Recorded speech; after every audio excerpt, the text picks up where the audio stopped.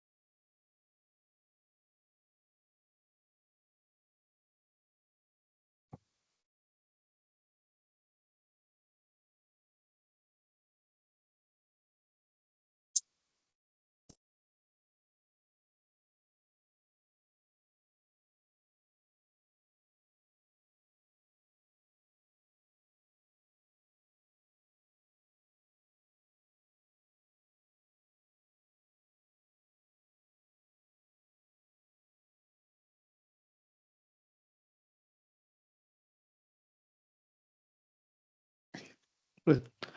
This is what I was trying to do. Apologies. Hi again. I think we're going to get started.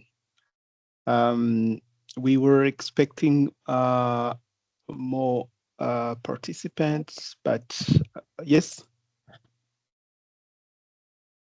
I don't know if someone tried to speak.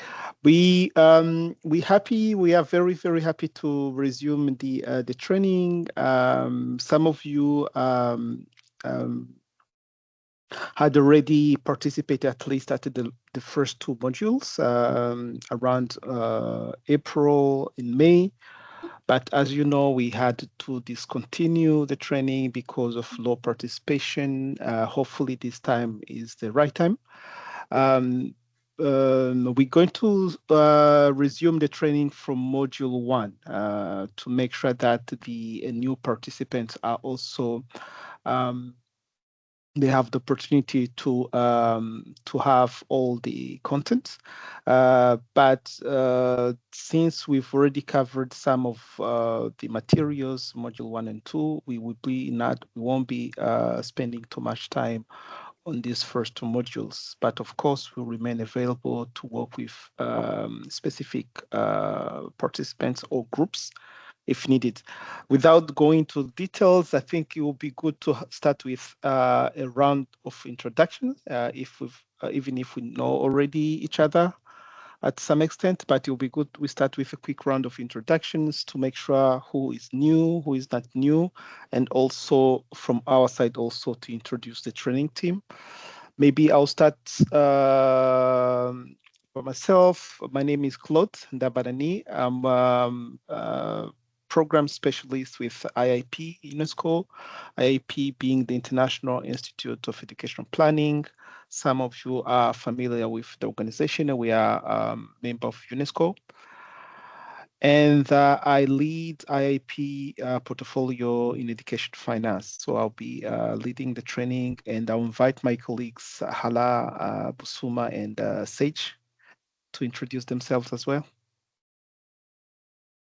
Thank you, Claude. Hi, everyone. Sabah al-khair. My name is Hala al-Bahiri. I'm an associate program specialist at IAP Paris. I'm very happy to be here with you today and supporting the training. So I speak English, French, and Arabic. So for anyone who is more comfortable in Arabic, please feel free to reach out. Thank you. Over to Busuma. Thank you.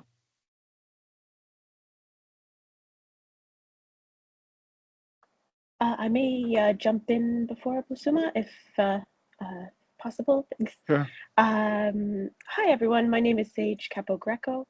I am a learning designer here at IAP, and I will be kind of following your progress in the course and ensuring that you have all the resources and are able to access the platform. I'm coming to you from Ottawa, so I'm in Canada, and I speak English and French if there's any questions in French as well. Thank you. Over to you, Basuma. Thanks.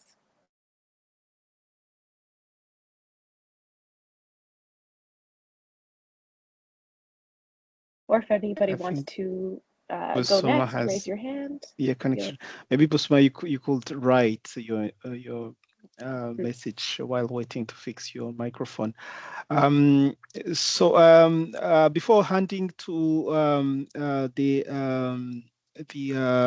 participants from the MEHE and CRDP, we would like to recall that we ran in a survey a while ago to identify what will be the appropriate language for the training between French and English. But really feel free during this training to use any language, actually including Arabic, even if not all of us can use that, but at least we have some colleagues who are conversant in Arabic. So you should really be able to use the language you are familiar with or you are at ease with. Over to you. I don't know who will go first. Of course, some of you are familiar faces because we've been already interacting quite a few times. Over to you, colleagues. Hi, hello everyone. How are you? Very happy to see you again. So, as I understood, you will go back to module 1 again. Yeah, we have to. Can we skip it? So it's up to you. It's up to you, but you can imagine that we're going to have quite a number of participants, new participants, and we cannot just go. But you can skip it, Rania. Yes, you can skip it, but nevertheless, there are activities to be completed. But yes, for sure, you can skip it and just make sure that there are new activities or the same ones. No, they're the same ones. Yeah, they are already uploaded, so we did them. Okay, fantastic. Actually, so what we can do is maybe identify how many people are in the same situation as you are, already completed the first two modules. Yeah, I have my colleague Yvonne with me. Yes. So I think, yeah, the same case. So maybe let's go through. Yeah, let's go through the introductions, and then we can come back to this specific question when we review how we're going to be working together over the coming weeks. Yes. Thank you. If you want me to start, my name is Georgia Hashim. I'm an education consultant. I'm working currently with the minister at the minister office. My background is leadership and school management. Thank you so much. Hello, I'm Maya Maddah. I'm the Chief of Staff and the Partnership Coordinator at the Minister's Office.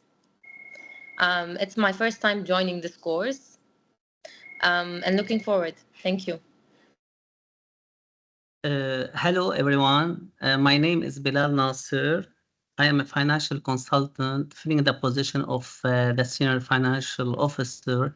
So I have been working in projects funded by the World Bank for the Ministry of Education. Thank you. Thank you. Hi, my name is Sarah Harris. Can you hear me?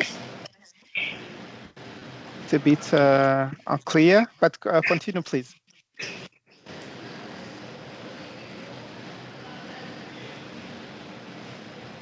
Oh, you are muted now.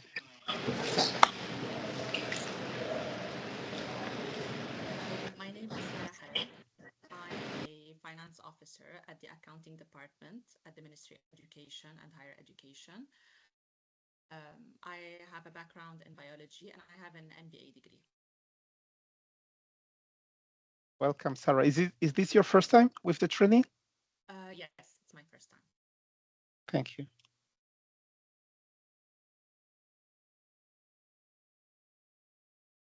I think Rashad, you are muted. You are muted, yes. Okay, sorry. My name is Rashad Kairouz, and I have been working as a financial officer at the Ministry of Education and Higher Education since 2022.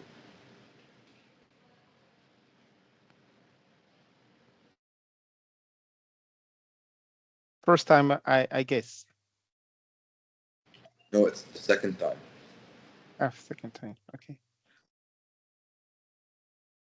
I'm going to be calling up on you. I think we have, I'm looking on the list. Carmen?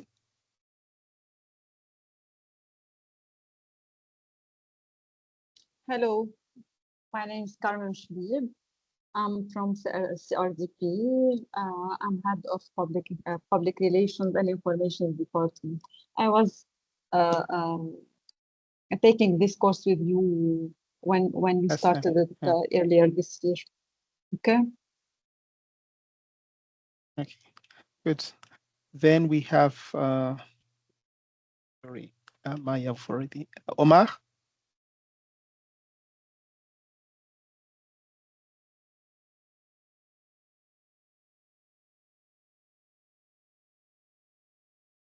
We cannot hear you, Omar, if you are speaking.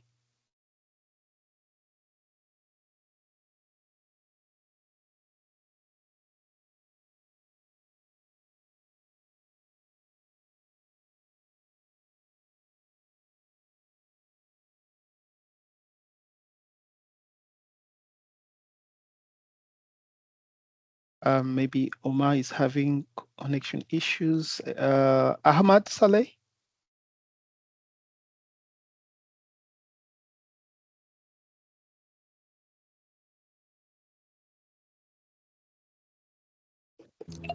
أحمد صالح رئيس المنطقة التربوية بالجنوب.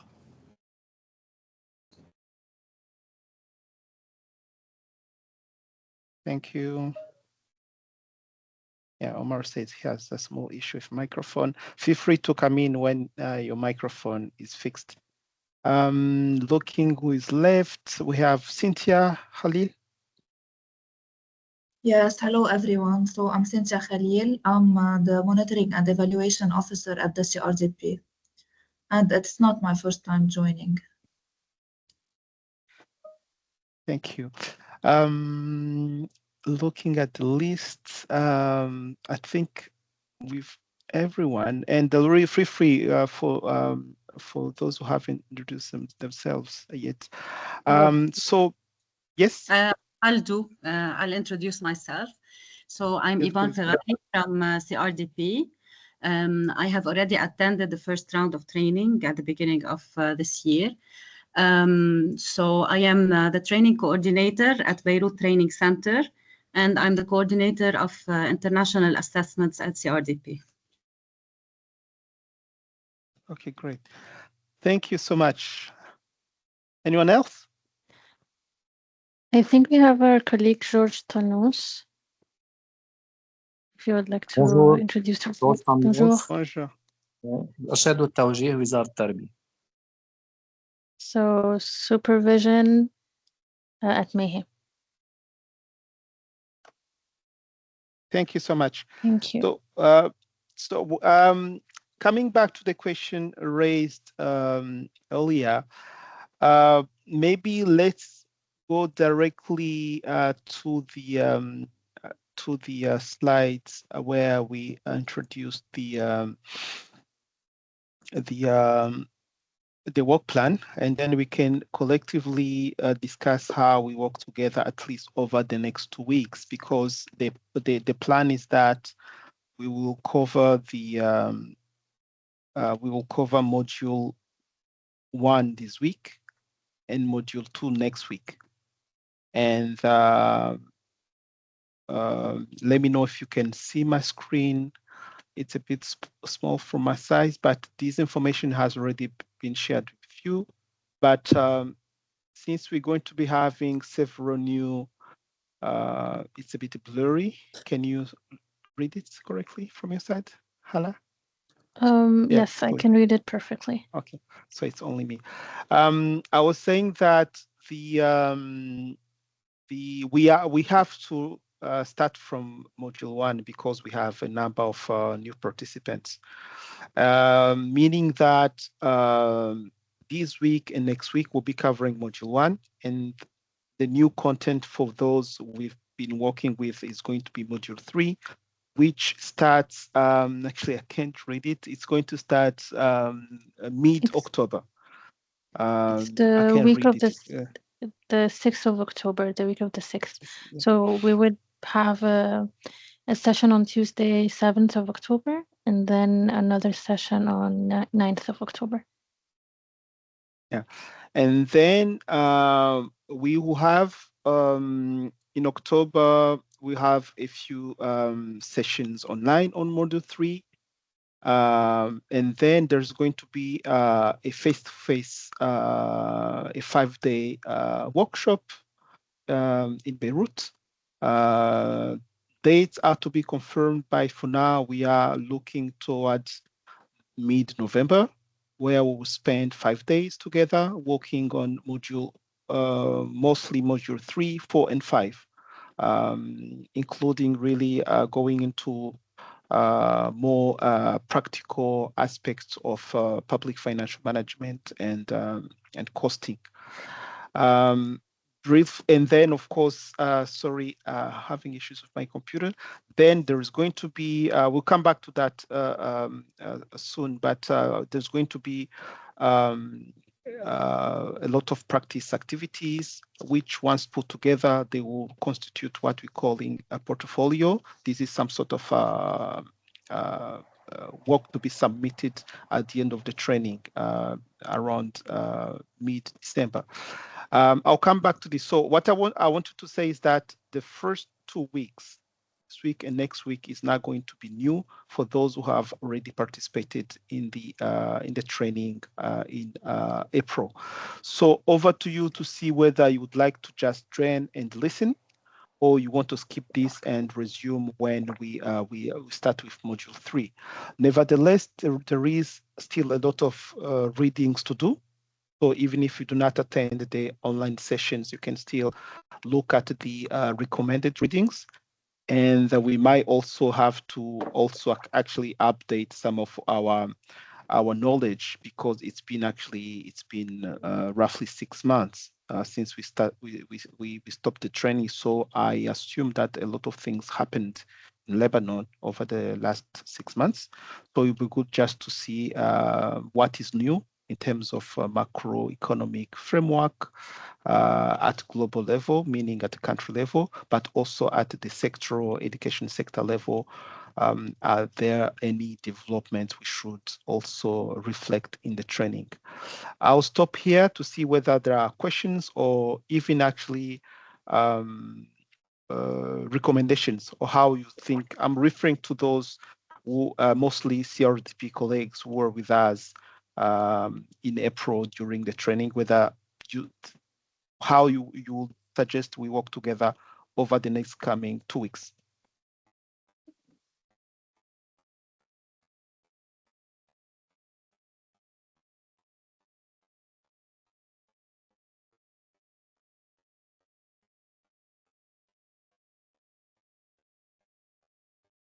Okay, for me, I will attend, I think, all sessions, just to get a reminder of what you already did take in the spring. So I don't know about the others. Hi, Claude. I'll do my best to attend. Could you please remind us the duration of each session will be for 2 hours? So for now, we are suggesting 1 hour and a half, 90 minutes between your time, 12:30 and 2 p.m. Because we were also recommending not to do that during your working hours. So we assume it's the lunch or break, and you could use that to attend the training. But we are also, so we're going to be doing similar to last time, 2 sessions per week, but we can do more if needed. If there is a need to speak to individual participants or to groups or plenary, we can add more sessions. But for now, we're going with 2 sessions. If it's okay, we continue like that. If it's not enough, we can do more.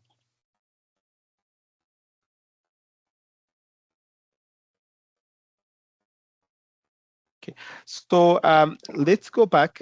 Since we have some new colleagues, then it would be good to make sure that everything is clear, going from actually why this course and how are we going to be working together. A few coverage of the logistics online. Are we going to be using the IIP platform to share resources with you? There is also a discussion platform. I will assume that since you are all here and you've received a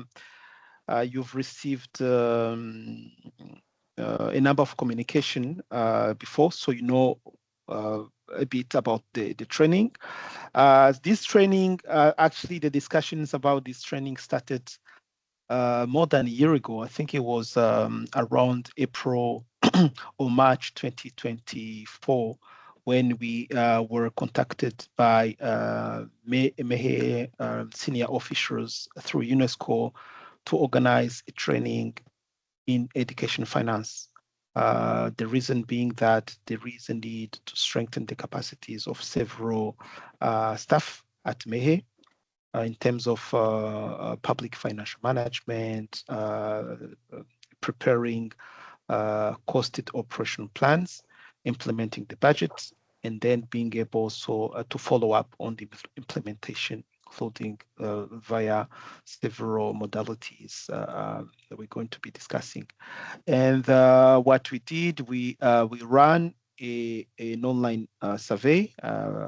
Probably some of you responded to that survey. And also we spoke with the senior management at MEHE, and which then all of those information helps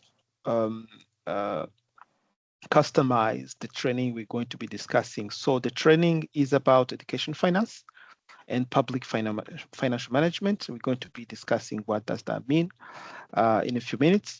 And it is organized around 5 modules. We will also see the content of each module. And even the difficulties in organizing these in a face-to-face modality fully. We ended up suggesting that we do that in hybrid mode, meaning that we're going to have a series of online sessions similar to this one. And then at some point, we're going to meet during a full 5-day workshop to really make sure that we go into more details and practical aspects of the training. The training is meant to be very, very country specific, meaning that it's a training for MEHE and CRDP. So we want it to be very close to tools, techniques, and approaches you need to improve your practices when it comes to preparing the budget, implementing the budget, and monitoring the education budget. And we also count on you because, of course, we did our work in terms of reading, understanding the challenges, discussing with different colleagues to make sure that the content technical side of the training is fit for purpose. But of course, you are the ones involved directly into the day-to-day activities at MEHE and CRDP. So we'd like you to really bring into the course the actual issues you'd like to address so that we can make sure that the course is really responding to that. I'll stop here. And also we want these discussions to be dynamic. So do not wait for us to end the discussions to ask a question or react. So feel free just to raise your hand and react during the training. Sage, I don't know if you want to take it forward, including, I think we've already introduced ourselves. This is the outline of today, but we won't be covering everything today, of course, but would like at least to cover part of module 1, because we also have the session on Thursday where we continue. We've already introduced ourselves, and I think maybe Sage, we can take it from here. Thank you, Claude. So we'll just hop in to do a couple of introductory activities with you all, just to get to know you, to get a little bit of feedback from you about what you're expecting from this course. So we'll start with just a couple of basic questions. And normally we would have a poll function in the Teams or in the Zoom, but that is not available to us today. So I'm going to ask that you either pop in just over your microphone or type quickly in the chat. I'll ask you first, this question 1, which languages do you speak? I'm very curious if you all speak English, French, and Arabic, or if there's a language preference that you have. So feel free to jump in over the mic or type your kind of preferred languages or the languages that you're comfortable with in the chat. We already have Sarah. Yeah, everybody, all 3 of the languages. Wonderful. Thank you, Maya. Wonderful. And does anybody speak a language other than English, French, and Arabic? I would also be curious to see. This is helpful because then we know if we start speaking French or something that you know, not everybody knows French. This is great. Thank you, Manya, Omar, Rashad, Cynthia. Wonderful. So it looks like we have a lot of bilingual, trilingual colleagues with us today. That's fantastic. Yeah. And if there's anything in the language that is unclear or you'd like support with language, you're always welcome to reach out on the platform or in these live sessions to discuss that, because language is quite important. It revolves around the readings that we can do, the discussions that we have amongst ourselves. So very important. Thank you, everyone. I think most of you have already answered. Wonderful. I see George mostly comfortable in French and Arabic. So one thing that we can do is use tools like Google Translate or DeepL to look at the transcripts of our live sessions, or using document translation tools. So if there's ever any need for additional support on tools to translate things into French and Arabic, I'm happy to work with you all. So I'll move on to our second poll question. I feel I must know the answer because you were all already so you seem so knowledgeable on Teams at least and online courses. So number 2, is this your first online course? Feel free to answer just yes or no. Have you taken a course with IAP before? Like to let us know in the chat, or feel free to just come in over the mic.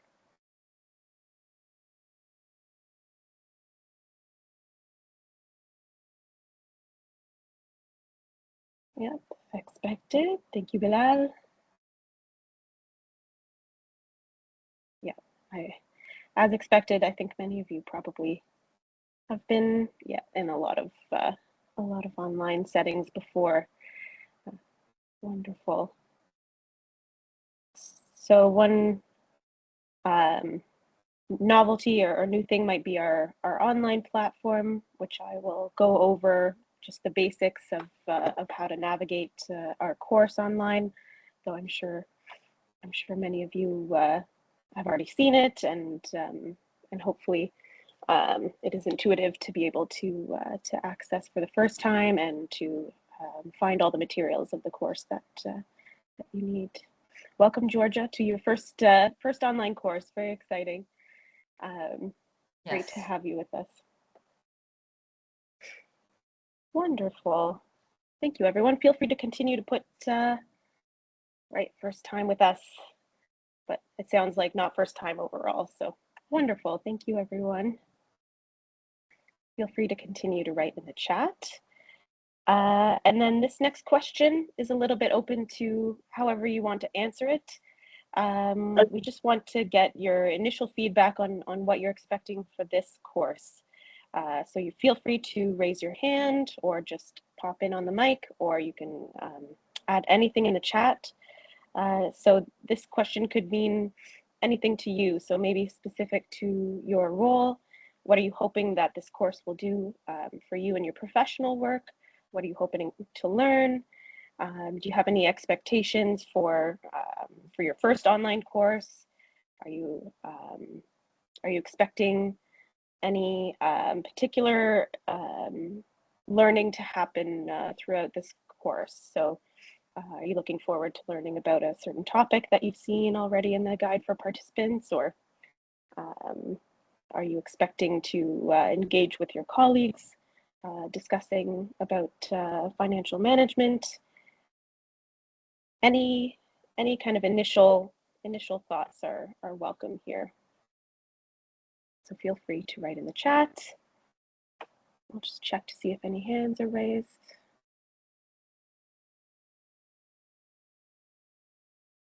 We can also maybe listen to one or two colleagues, mostly from the new participants. I would really be curious to have a better understanding of how planning and budgeting is done today at MEHE, and what are the specific difficulties you would like to address.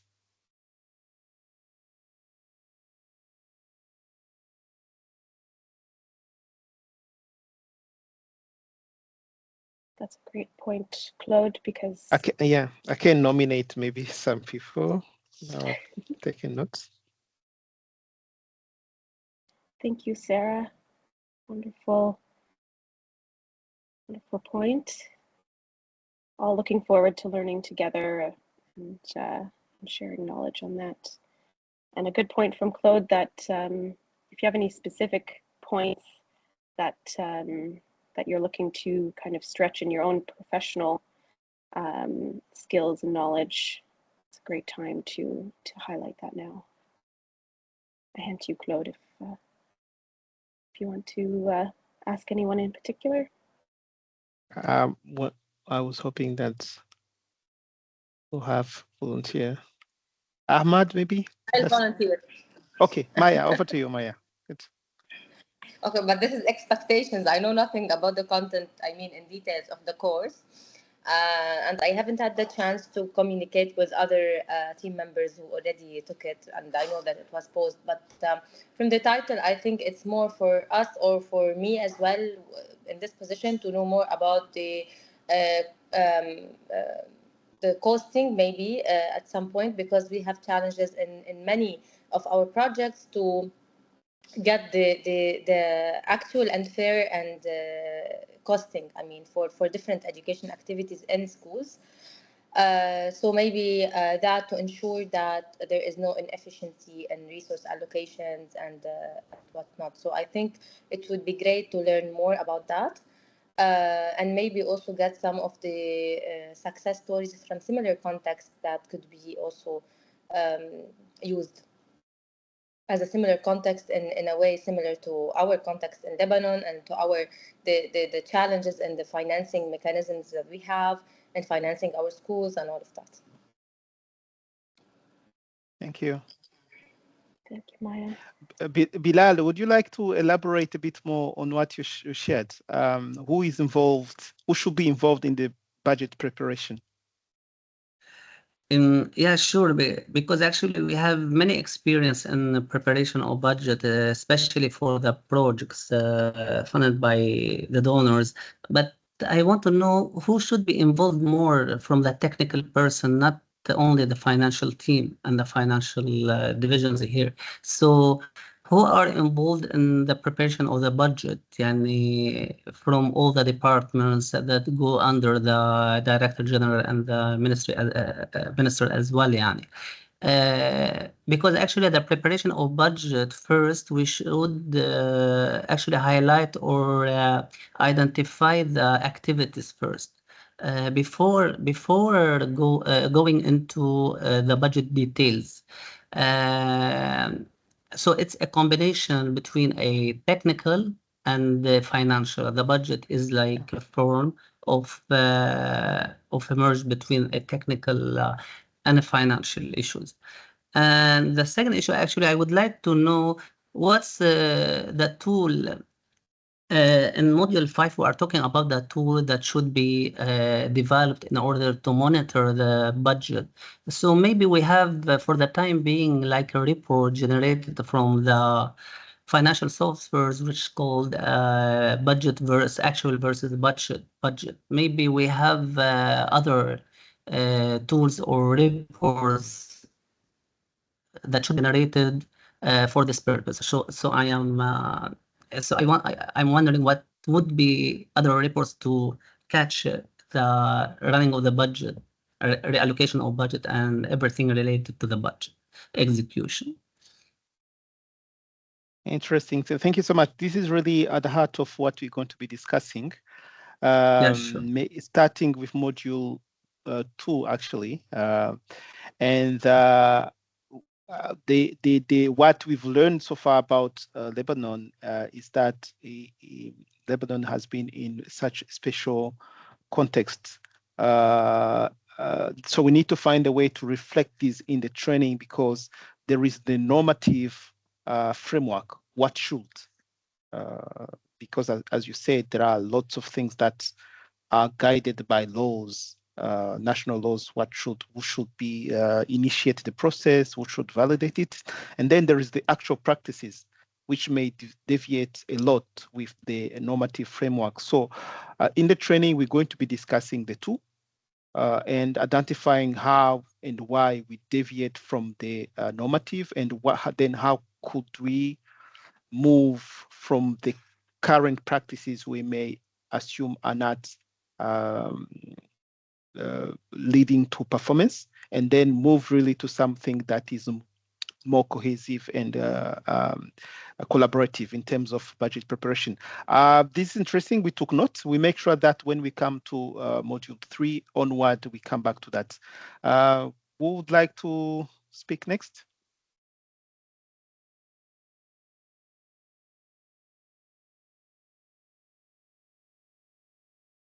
I can see from Omar, more and advanced methods related to budgeting in public institutions and financial management.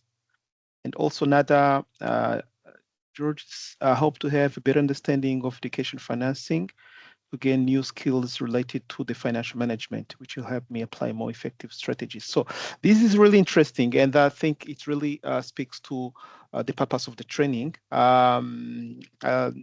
We will come back to that when we explain the content. Sage, I don't know if we're done with this or... Yes, please go ahead, Claude. Okay. So the next training, actually, I think this is a good time to tell you what we're going to be doing over the entire course. The course is going to be running from today until mid-December. And as we mentioned, we have 5 modules, and module 1 and 2 are mostly introductory modules, since, of course, you cannot just jump into the budget issues we have without first making sure that concept definitions and the key key concepts related to education economics, education itself, and public financial management more broadly are understood. So module 1 and 2 are going to be about that. Very introductory. First, introducing education financing, and then introducing PFM. We're going to be talking about mostly about PFM, which is the typical budget process. Then we'll switch module 3 to planning and programming, because actually, as Bilal, you rightly mentioned, budgeting is not only about financial calculations. It's mostly a planning exercise. You want to be able to say, this is the intended objectives, and these are the activities we will need to go through to implement to achieve the intended objectives. And then in the second or third stage, then you want to be able to say, this is going to be the cost to be able to do that. That's the budgeting side. But before going to the budgeting, it's a planning exercise. So we make sure that we come back to the fundamentals of planning, how to develop a logical framework or research framework, and then from that move to the costing of it, including, of course, all the discussions related to budgeting in a constrained context, because when planning, you tend to be overly ambitious. And when it comes to costing and budgeting, that's where you realize that I cannot afford everything I would like to do. So how do you make sure that you are also using that budgeting moment to make sure also you choose the best cost-effective strategies, since you cannot have all the financial liberty you'd like to have. Then, so here really you can see that we're following the budget cycle, planning and preparing the budget, and then implementing the budget. So during the budget implementation, that comes also with its own challenges. How do I make sure that I monitor the implementation? Monitoring implementation meaning several things, depending on whether we're talking about weekly monitoring, monthly monitoring, quarterly, or annual monitoring. Depending where you situate yourself, then implementing a budget implementation may mean some different things. And then the final module, which is going to be on budget monitoring and evaluation. All throughout the training, we'll make sure that we have a coverage of theoretical aspects, because it's important that we have a good understanding of the definitions, technical definitions, then all the tools needed to do some of the calculations. And then, and mostly the most important part of the training is going to be the practice part. We are insisting on that because this is a country-specific training, and it's even more than that, it's really meant to be to respond to your specific needs and help you improve your practices. Even if we are presenting the 5 modules, we also want to be flexible, meaning that if there are demands to cover additional topics not already presented here, we could see how we respond to that. If, for instance, just guiding you on recommended resources, but we want really to make sure that the training benefits your current expectations and helps improve your practices. Any question at this stage? And on the platform, we have more resources on this, so you can also look at the training materials. Actually, I was wondering whether Sage, at some point, we're going to also ask participants whether they have been able to log in on the platform and get access to the resources. That would be useful. Yeah, Claude, I'll jump in on slide 15 and just do a little overview of the platform and just check in that everybody's able to access. Okay. So thank you so much. So this is some sort of the overall learning objectives, not specific for the different modules, but overall for the training. Basically, for education professionals, when it comes to education finance, there are really two aspects to consider. The first one is resources mobilization, how to make sure that education is adequately funded. And this is a challenge in all countries, including in developed countries, because everywhere in the world, teachers say they are not paid well. Administrative offices also, they are claiming to not be well equipped We also have lots of complaints coming from schools where we have schools, or we know that schools are not adequately funded, and this is affecting the learning conditions. So the first discussion is really how to make sure that we get enough funding going to education. So that's what we like to call funding more for education. So we're going to be looking at that to understand where does education funding come from, to understand how the budget is structured, and in contexts such as in Lebanon, where you have the public budget and also external financing. Also, we're going to be discussing a lot about education financing.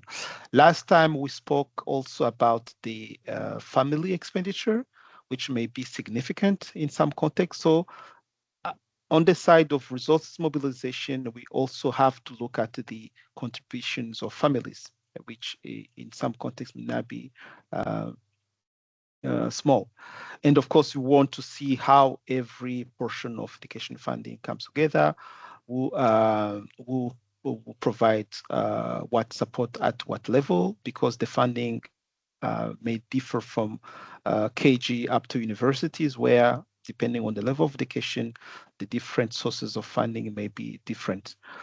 Then we go into the implementation. So how you raise resources, and then how you implement. So the implementation is equally important, and how this is the way we're going to be starting about planning and budgeting, and then implementation and monitoring. So the idea really is to make sure that at the end of the training, you have a good understanding of the overall framework of education financing in your country, focusing on the public expenditure. But as we said, Lebanon, we only do not rely on public expenditure. We also have external financing of education, but also contributions by households or families. And then moving from that to then seeing how you prepare the budget and implement it and monitor it. Overall, these are the objectives. Of course, we're going to have specific objectives by module. Yeah. We spoke about this. I would recommend you have a look at your own pace, the work plan. But basically, we're going to have 2 sessions per week. We're going to have a couple of breaks at some point, because at some point you're going to be also accumulating a lot of homeworks.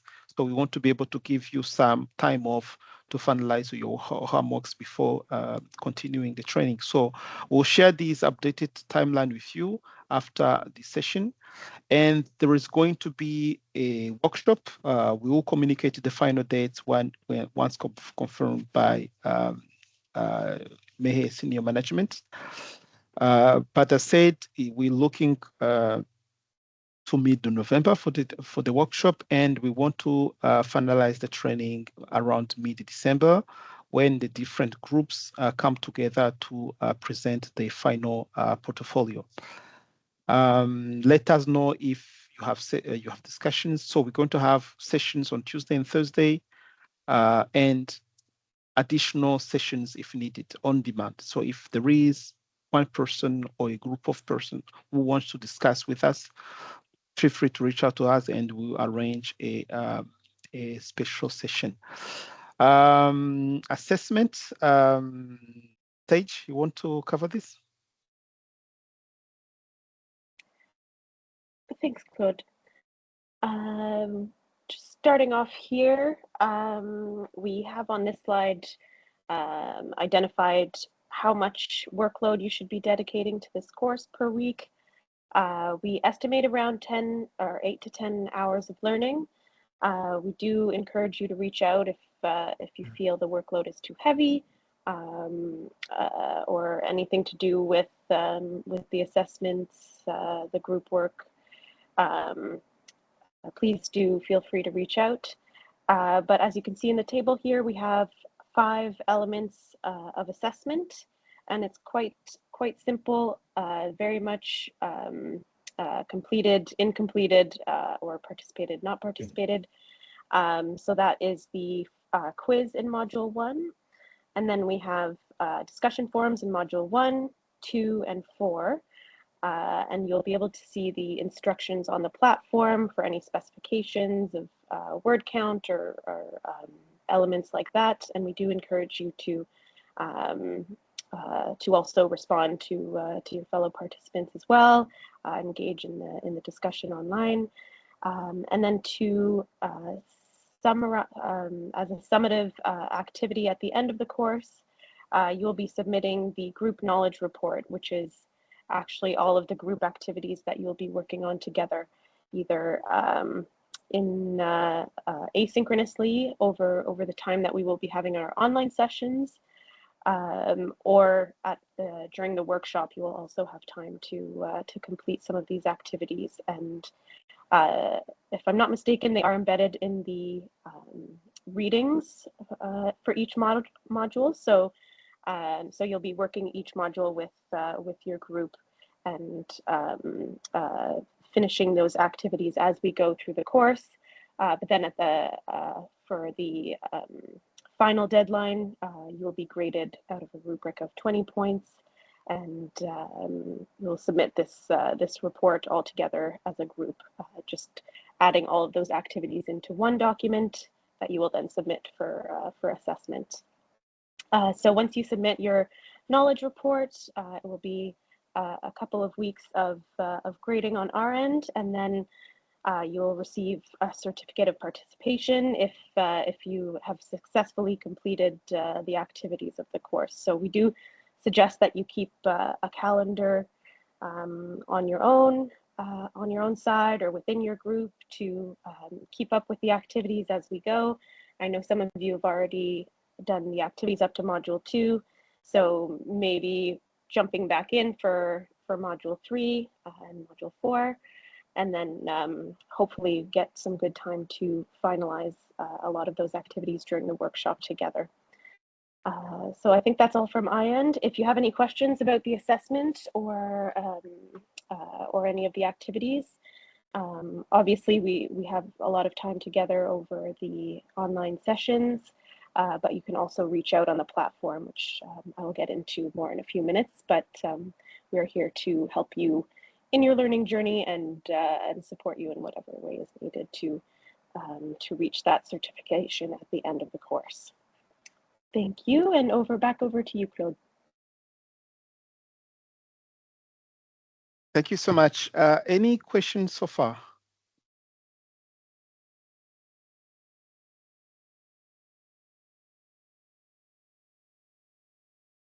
Otherwise, we continue, but really feel free to jump in, including via the message space.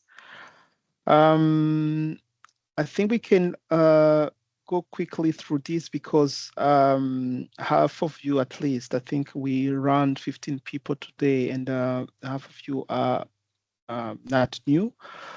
So we're going to have, we said already, weekly sessions, and we will have also, in terms of practice activities, we'll have individual activities and also group activities.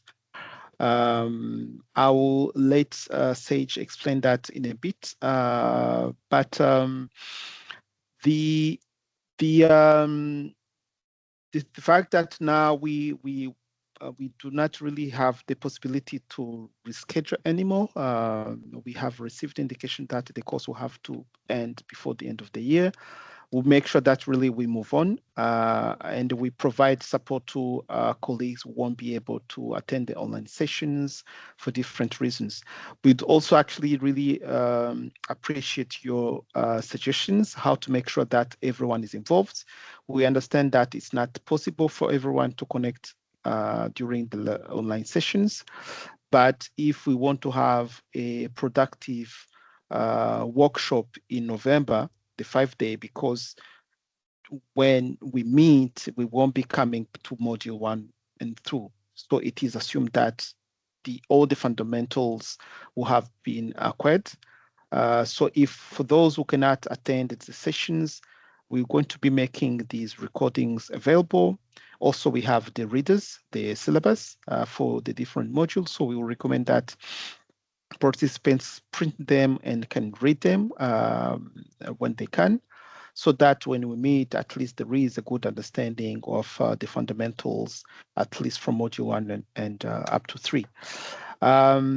We're going to be also working into groups. I'm going to hand that to Sage and Hala to explain how we would like to split up the groups, because part of the issues related to budgeting is the lack of collaboration when different colleagues need to come together to produce a document planning of the budget. But given that they come from different departments, they're not familiar with collaborating a lot around a common task. That is something we see in many countries as a blockage to working together. So we'd like to foster also collaboration. That's the rationale behind the groups, so that we, through the different practice activities we have here, in addition to individual activities, we also have group activities. So we have suggested an organization of groups. Hala, I don't know if we want to do the breakout rooms, but since we are not too many, maybe, I don't know if we could skip that and go directly into the groups. But over to you. What will you suggest? Yeah, sure. I think we can skip the breakout rooms for now. What I suggest that we can do is I can share the link to the Google Sheets, and also, yeah, so we're projecting here the list of groups, and then in the group chats you will now you should have access to the Google spreadsheets, where you will have also like a sheet for each group, where we kindly ask you to fill out the contact info, the best time to meet weekly as a group without us for any group activity needed from your end. And also, it would be great if you could nominate a group coordinator. And the group coordinator would be, the one responsible to remind their colleagues about the deadlines, and also to set up the meetings, etc. It would also be great if you could create a WhatsApp group among yourselves per group, so you can communicate easily about the group work deadlines, etc. And then yeah, I think that would be it for now. There was a question about what has brought you to this course, etc., but I think we covered it previously. So please let me know if you don't have access to the link or if it's working fine.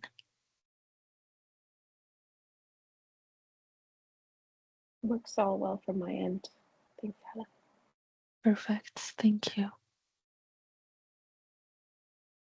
After the session, we'll come back to we'll share all these materials and invite you also to share your feedback on that.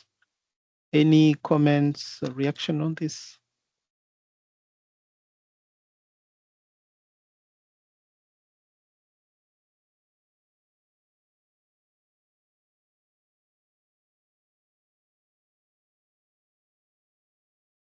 Okay. So next, yeah, maybe Sage, this is where maybe we see whether there is anyone having issues logging in, like using the platform. Yes. Thanks, Claude. And I may share my screen to just do a little preview of the platform. But indeed, let's first start with just a quick overview. If you have not been able to access the platform yet, if you could please write in the chat. I have, from my end, I'm able to see who's accessing the platform. I'll be the one monitoring the help desk, and I will be providing my email for any kind of support related questions to do with the platform, to do with the online tools that we're using. So please, if you haven't accessed the platform, just write a little note in the chat. I will also include my email below in the chat so that you can even email me separately if you'd like for any technical related questions to do with the course and to do with the tools that we use. So I'll just share my screen and I'll keep an eye on the chat. Please do let me know if you haven't. In any case, I imagine many of you got the link through the platform news forum. So already registered to the IAP platform and enrolled in the course. And we will be sending all of our news through that channel from our end. So just let me know, Hala, if you can't see my screen. Do you see? I can see it perfectly. Okay? Perfect, thanks, Hala. So I'll just go over quite briefly the platform features that may be useful for you. So this is our course. We'll see each module will kind of have the same setup. You'll see a little bit of an introduction to the module. And then we have different sections below that you will be expected to review or complete. So in the introductory section, we highly encourage you to review the guidelines for participants at this kind of onset of the course, just to familiarize or refamiliarize yourself with how we like to work together, although many of these points have already been brought up in this session together.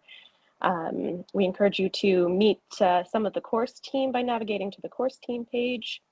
You can see all the information about all of the course participants enrolled in this course under this page, the list of participants. We'll be keeping an updated list of the groups here on the platform as well.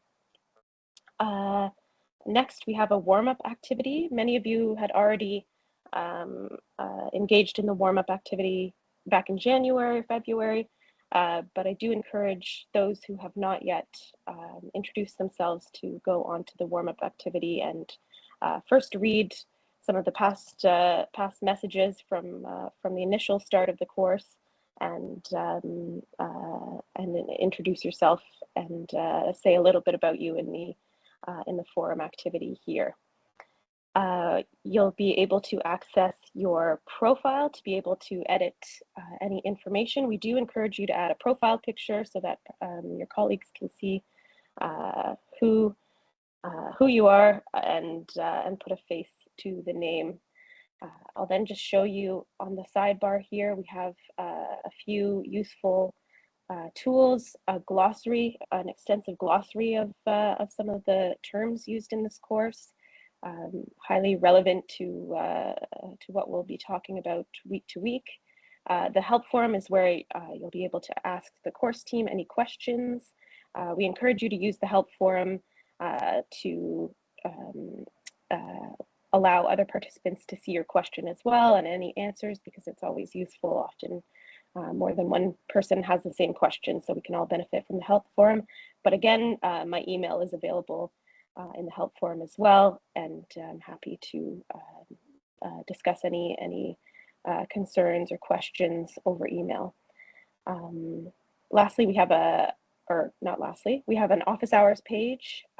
If you would like to engage with the course team at all, please use this forum page to reach out, and we would love to meet with you, and we're quite flexible. So please do reach out if needed. If you'd like to create a group session with the course team, we're happy to do so as well.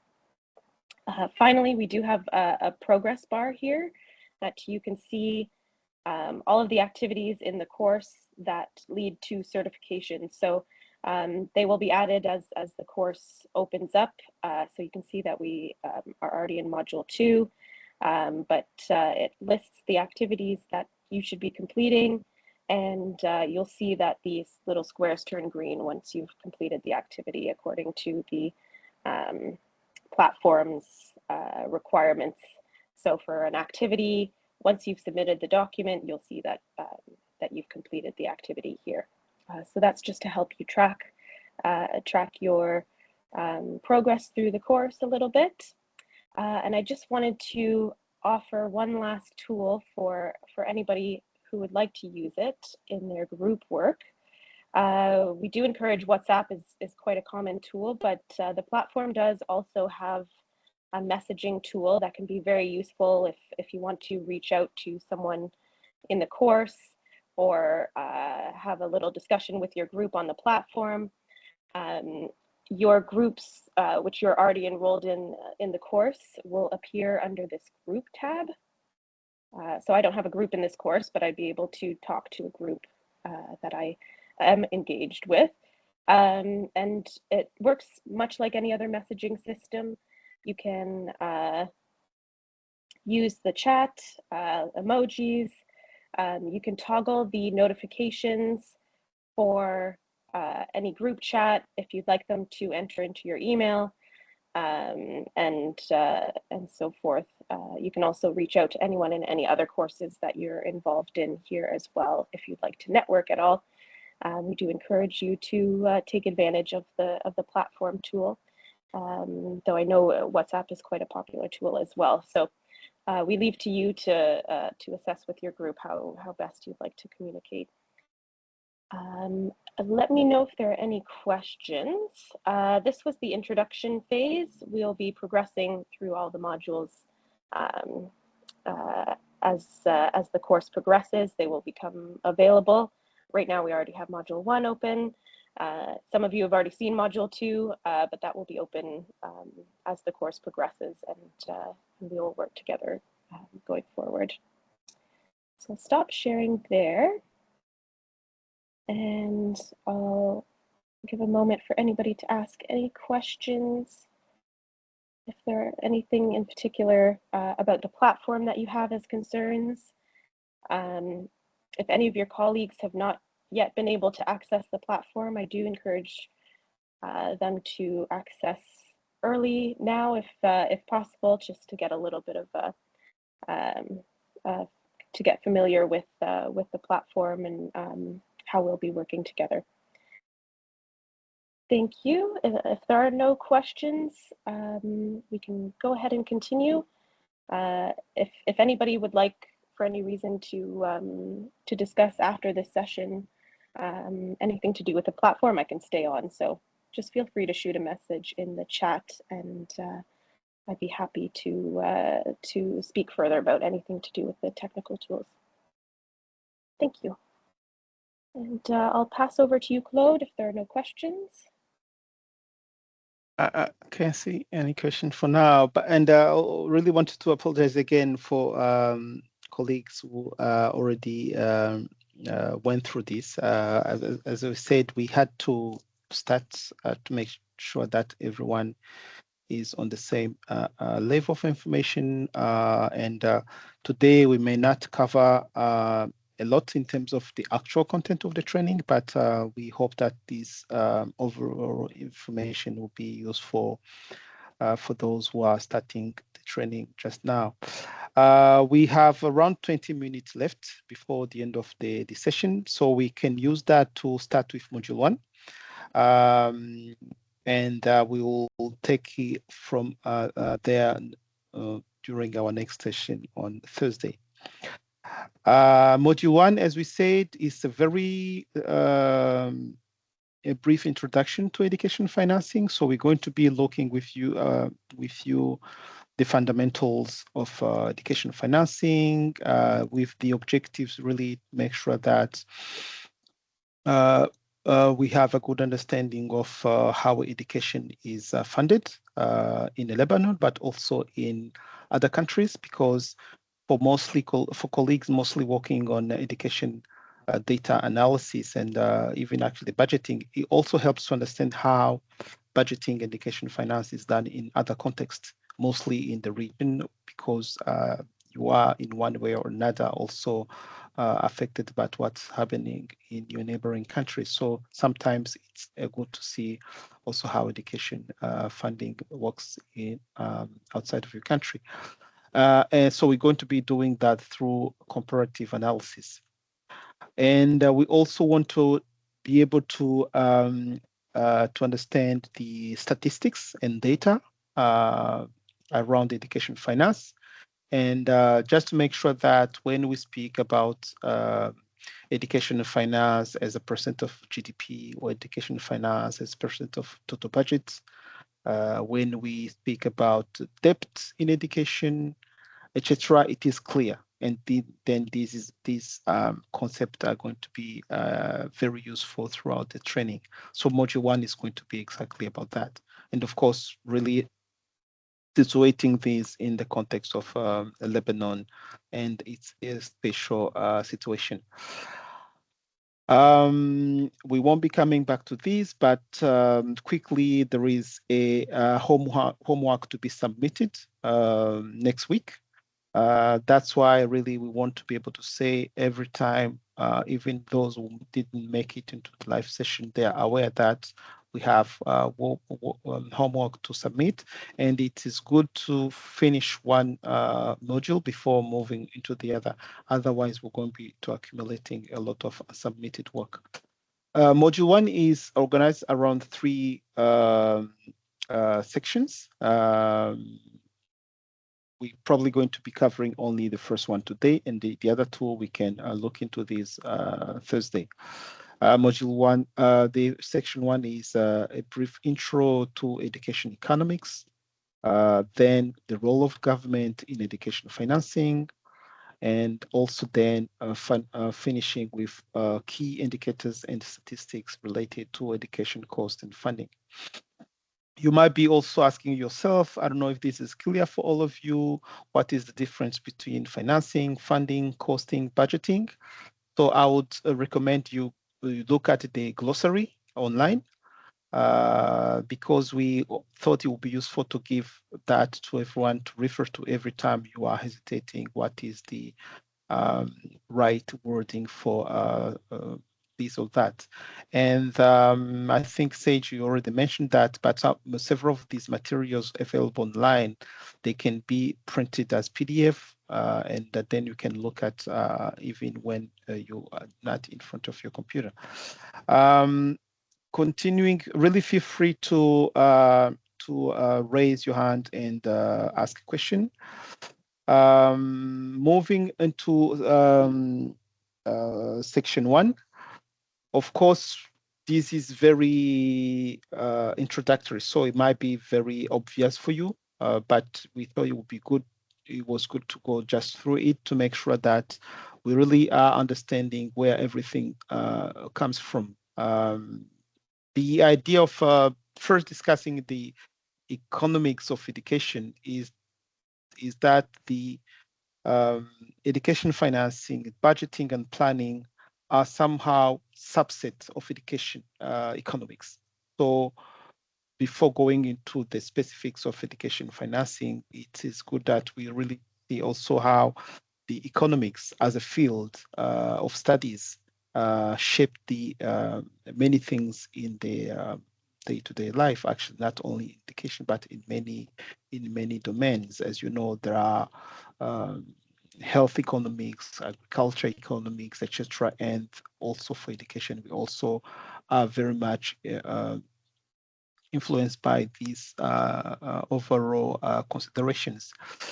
And for that, it's really good to understand the some core concepts. For instance, the supply and demand, the market, what is called the market in economics. For instance, how teacher salaries affect the supply of qualified teachers. I would like to know whether this is a familiar discussion you have, why people choose to go into the teaching profession vis-a-vis health profession, or do any other training, which will then lead to a career. This is very much linked to the economics and education financing, therefore. We will also briefly discuss about demographic issues. in any country context, planning and budgeting education, something that is very much linked to the demography of the country. If you have a population that is very young, that means that probably going to be having a huge demand of education services, and would like to learn more about how this is affecting Lebanon, for instance. Lebanon being also a very special context when it comes to demographic, because you also have a very dynamic population in terms of growth rate, but also a lot of migration in and out. So how does that also affect planning for education when you have such very changing population? We're also going to be talking about the what is called returns to education. We can also maybe use French for some of these terminologies, but returns to education, it's when, if we refer to investment, private investment, if I want to do an investment, returns is what do I expect to gain from my investment. In education, it is the same. The fact that I'll send my child to school and spend 12 years or even more to school, paying fees and lots of other expenditures per year, is that the family and the child also expect something after the education is completed. In the field of education economics also, there is a huge discussion about returns to education, because in some contexts, the returns to education might be high. When returns to education are high, it means actually people and families will tend to send their children to school. But there are contexts where actually the returns to education are really small, even non-existent. And that's why in some contexts we might have schools and teachers, but families are not sending their children to school. So when we discuss about education planning and education access mostly, we also need to be able to understand the returns, which might be real or perceived. In some contexts, the perceived return to education is that we have contexts where in some localities, there is no interest in sending children to school because families do not see any interest. So all of these are aspects related to education, but mostly influenced by the economics overall. We can extend this introduction to many examples, but the idea is that planning for education, budgeting for education is shaped by many factors beyond the education itself. The first of it being actually the economy of the country, how the country is doing in terms of economic development, how the country is doing in terms of demographic development, and also how is the society also how the society that interact with the education. Does society consider education as a good investment or not? So suffice to say that it is useful to have that understanding. In the reader, you can really have all of these explained in a more detailed way, but also we recommend additional readings. You can look into really have a bigger coverage of all of these concepts and terminologies. And really feel free to stop me if there are questions. Coming back to the education economics, the first thing when it comes really to understanding the education finance is to have a good understanding of the macroeconomic framework. Macroeconomic framework in economics, it means really the GDP as an indicator is the most important one, but not the only one. We're going to be seeing also inflation and many other key indicators, but macroeconomic framework means how the country is doing in terms of economy. Is the economy doing well? Is there a positive, negative, or stagnant growth? We'll see the special context of Lebanon, where for many years, due to several reasons, the country's economy has been declining, which is a very special and very unfavorable situation for education. If your economy is declining, there is little chance education can get more funding because the economy is really declining. In that context, that's where the external financing comes in. But one key indicator to look at when you're discussing the economy of any country is the GDP, the gross domestic product, in French called Produit Intérieur Brut.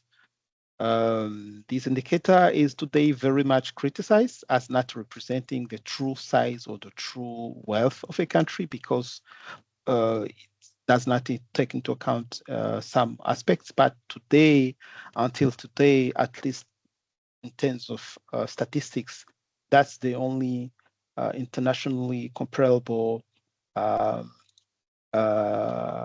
statistics one can use if we want to assess or appreciate how a country is doing economic-wise.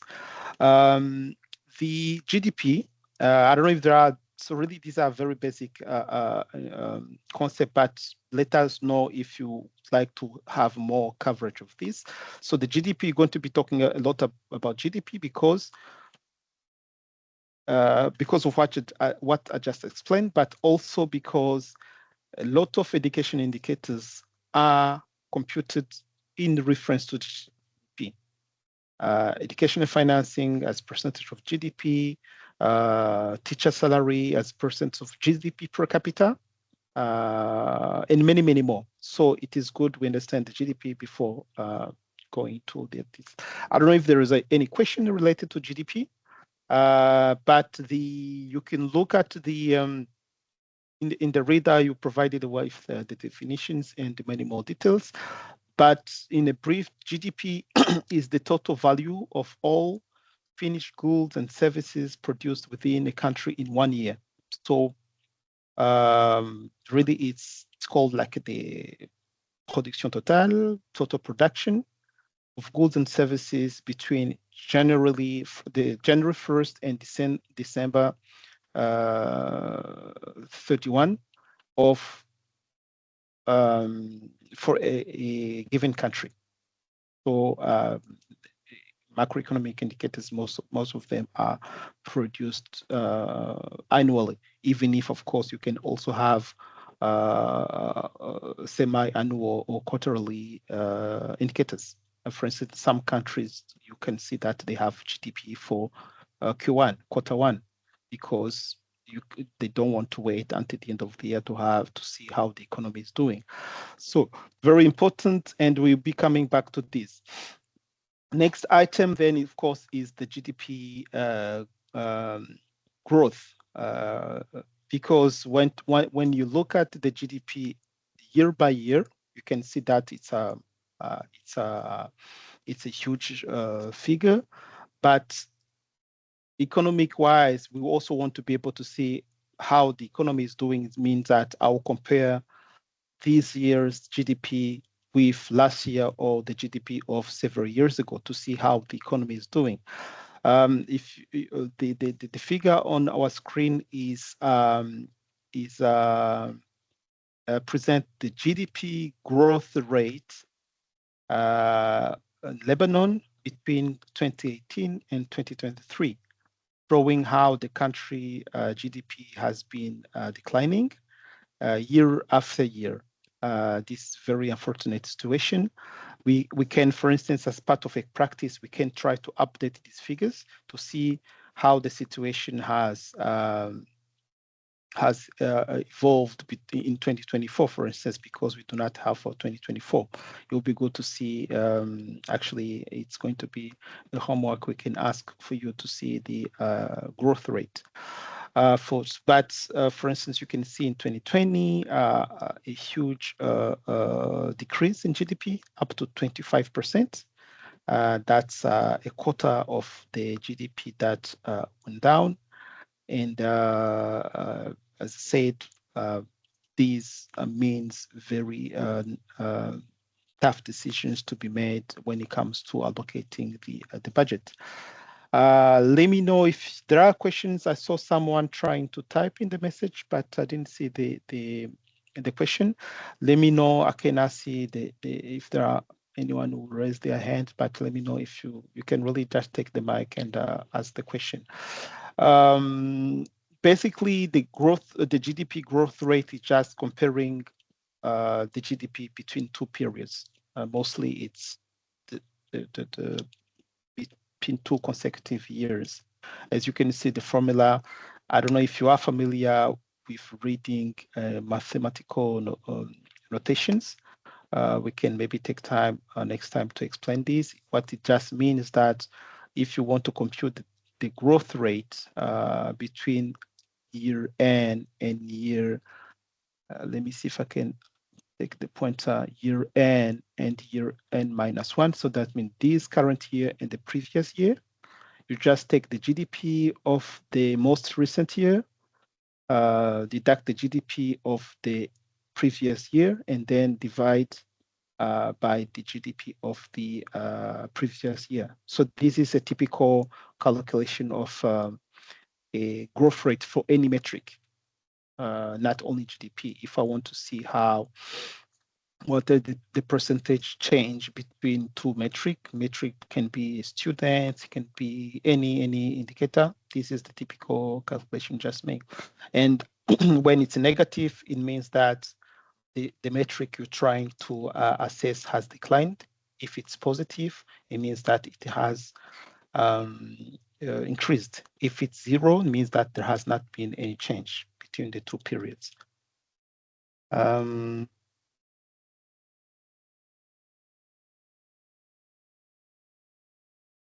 Okay, so the question is related to organization. We can come back to that later, but I don't think there should be a problem on that, reorganizing the groups. So going forward, I think we almost at the end of today's session, but maybe we can at least finalize this part.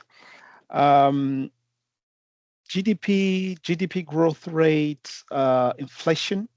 So inflation is another key macroeconomic indicator used to assess how the economy is doing. And of course, last time we were told that this is something very present in Lebanon, where prices changes quite a lot. Typically, inflation is that the general and lasting increase in prices. That leads to a loss of purchasing power of money. I think this is something everyone is familiar with because we are all affected, mostly since I think for Lebanon it's been around for many years, but in Europe, for instance, France, since the COVID and the war in Ukraine, prices have gone up quite a lot, and everyone can see that changes in the economy have very concrete implications for people's life, including the fact that you lose a significant portion of your purchasing power, meaning that you still earn the same amount of money, but you cannot pay or buy the same number of goods and services as you used to in the past. I think we can move quickly to this, but something to consider for planning and budgeting is the implication of inflation.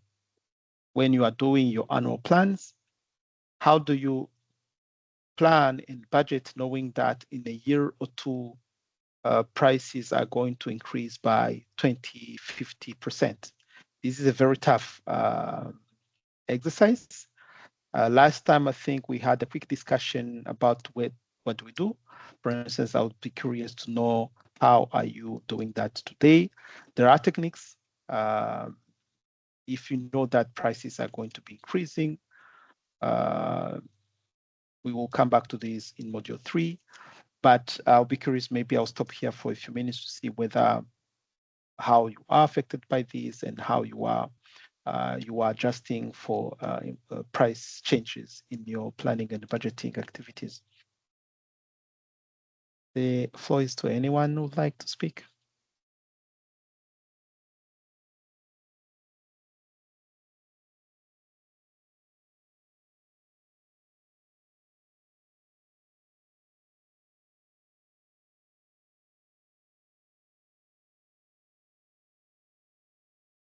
But typically, this is maybe one of the most challenging issue when it comes to budget preparation and implementation. Can't imagine last year when I was preparing my budget, I had put aside this amount of money to build a school or conduct a teacher training. But when it comes to the period of actually doing the activity, I do not have enough money because the prices have changed. So we're going to be discussing this in more details in module 3, the techniques to do that. But typically, if I'm working in a context where this is very recurring, there needs to be a measure or a tool to help the different teams mitigate the risk of inflation. Typically, in some settings, you have you can have the inflation reflected in your projected plans.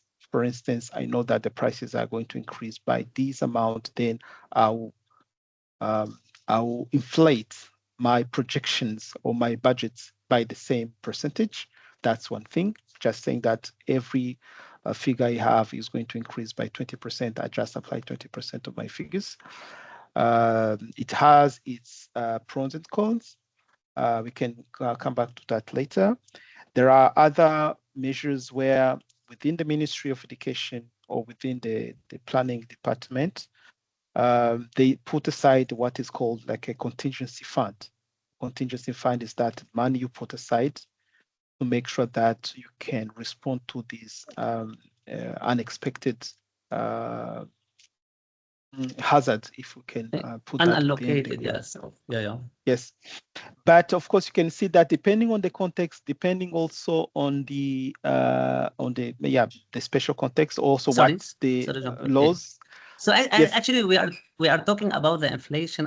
I'm sorry to interrupt you, but actually, this is what has been this is what has been happened to the ministry budget since 2019. And actually, because of the inflation, actually, the budget barely helped to settle only the teacher salaries and fees. Actually, before 2019, the budget for the ministry, it was like $1.2 billion US dollar. But actually, during the inflation or the financial crisis that Lebanon passed through, starting 2019, so the budget became like 48, 42 US dollar. I'm sorry to interrupt you. So okay. You mean 42? Yes, yes, actually, approximately, because the exchange rate from LBP to US dollar become like so. Actually, it was increased from 1,500 till 500,000. You know. Okay, that's interesting. That's just. I think we have some data on the trends in education budgets. On Thursday we can come back to these, but it is. I mean, the inflation issues are very detrimental anywhere, but in the context of Lebanon, it seems to be achieving greater heights and, of course, greater applications. Of course, the discussions then, what do you do when you have such volatile, likely context? Because inflation is also a measure of volatility. If you have prices going up and down every year, it means that really it's difficult to see to plan with accuracy. Plan and budget, really, planning and budgeting goes hand in hand with accuracy, but also of all the implications when it comes to implementation. Is there any other comments on this point? No. Comments, but really it's a very concrete use case for the training. How do you budget plan and budget in a context of high inflation? Here we have the I think it's from the same sources, the inflation rate, annual inflation rate between 2019 and 2023.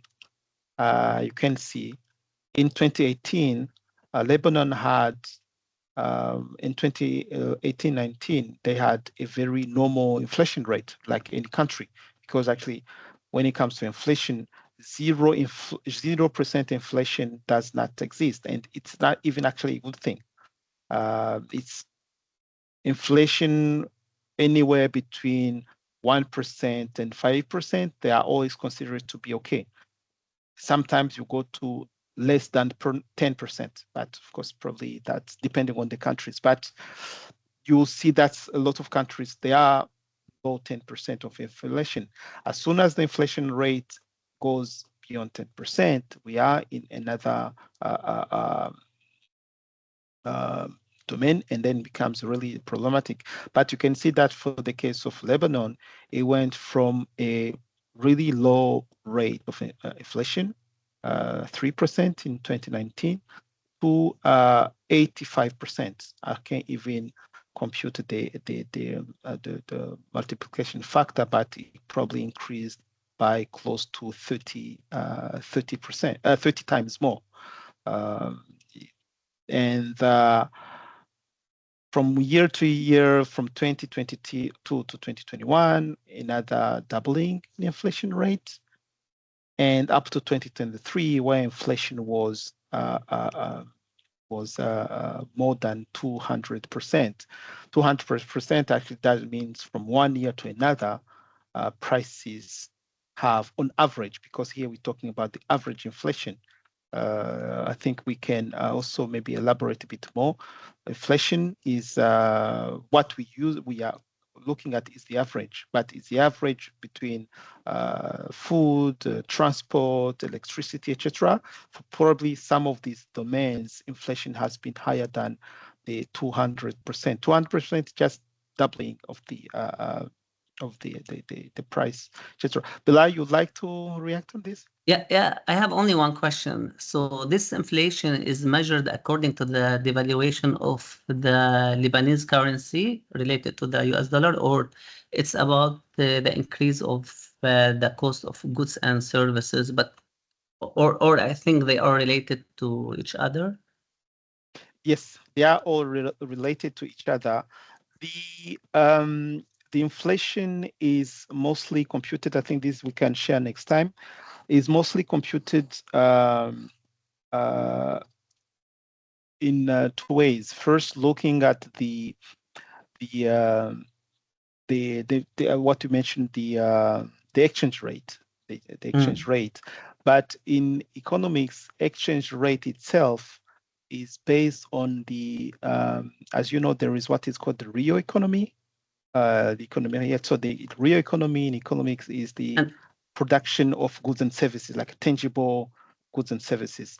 So when there is a shock, like the country produces lower than they usually do, like there is, for instance, what happened around 2020 with the crisis, means that a lot of goods and services Lebanon used to produce were not produced, so the production went low. So when there is when there is a shock, like a shock in economics can mean both sides. So if there is a huge increase or a sharp decrease, then the production goes down, and then there is a mismatch between the real economy, the production of goods and services, and the financial side of things. So the money is circulating in a country. So when there is such imbalance between production and the flow or the amount of money circulating in the economy, it's one of the big sources of inflation. Inflation, yeah. Thank you. Yes. And then, of course, the fact that the Lebanon is quite reliant on importation of some specific goods and services, and it means actually that the country did not have enough money, because the production went down to buy these imported goods and services. It's we can try to give a quick kind of coverage of why inflation and why it comes from, but basically it's really that means that an economy is faced with a big shock into the real economy, the production, and that then there is a mismatch between the real economy and the financial economy, like the money in economics, in French called la monnaie en circulation. At a given moment, when there is that mismatch, then something needs to be adjusted, and in that case, it's actually the inflation is that adjustment parameter that is either automatically used or decided by the central bank. That's where the devaluation comes from. At some point, when they realize there is that mismatch, they need to decide that something needs to be adjusted so that the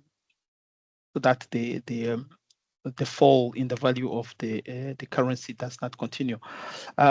We can try to, but I will first recommend that we go to the reader of Module 1, because we have more details, including additional readings from these recent publications by the Ministry of Finance and IMF.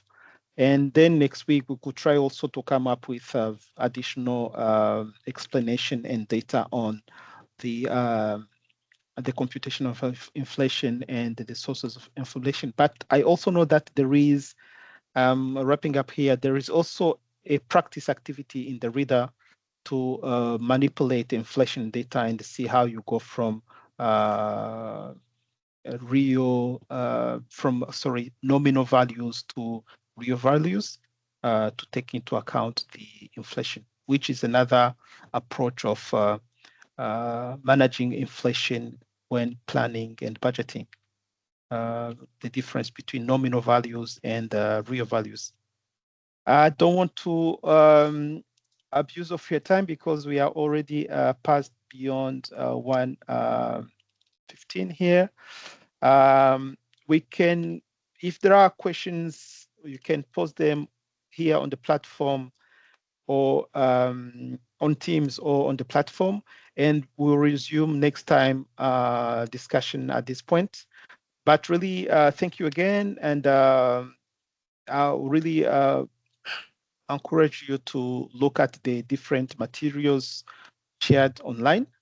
And we took some time at the beginning to review the logistics together. We hopefully this is something that will help us move forward quickly.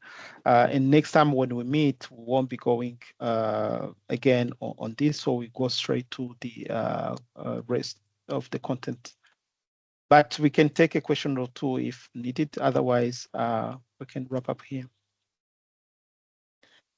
Thank you, Claude. If I may jump in, just to reiterate that all materials for Module 1 are available on the platform. I have just shared in the chat the different set of materials that we've prepared and their links. So colleagues, please let us know if there is any problem in terms of accessing the platform, the course, the links, etc. Thank you so much. And we also, of course, highly encourage to go through the reader before each live session. Thank you. Thank you so much. Sure, anytime. Thank you. And so we meet again on Thursday same time. And in between, do not hesitate to reach out to us. And we hope that this time we're going to be moving forward quite well, and hoping that really this will be a useful training for you. See you on Thursday. Thank you, colleagues, so much. See you on Thursday. Thank you. Okay, Bye-bye. thank you. Thank you. Thank you. Thank you. Bye. Bye-bye.